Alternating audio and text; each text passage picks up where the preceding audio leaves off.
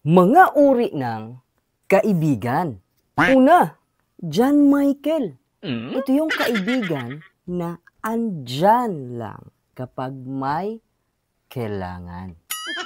Pangalawa, Ahas.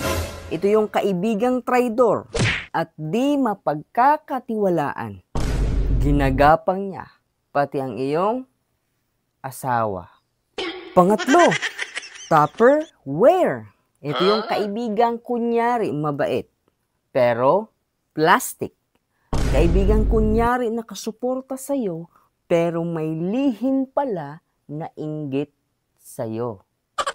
Pang-apat, balimbing. Ito yung kaibigang mabait kapag ikaw ang kaharap, pero sinisiraan ka kapag iba na ang kausap. Number 5, pakwan. Ito yung kaibigang bibilugin ang ulo mo sa matamis na salita. Tapos, uutangan ka pala. Pang-anim, era. Ito yung kaibigan mong pakialamera, solsolera, libakera, inggitera, bungangera, at utangera. Package na.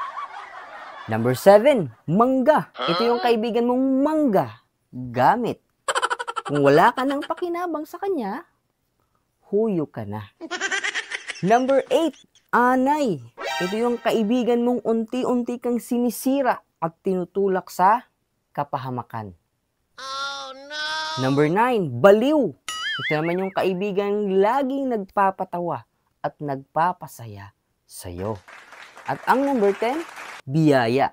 Ito yung kaibigang tunay, sasamahan at dadamayan ka sa hirap o sa ginhawa. Aww. Ikaw, anong klaseng kaibigan meron ka? Comment mo naman para malaman natin. At baka may gusto ka pang idagdag, comment din para malaman ng karamihan.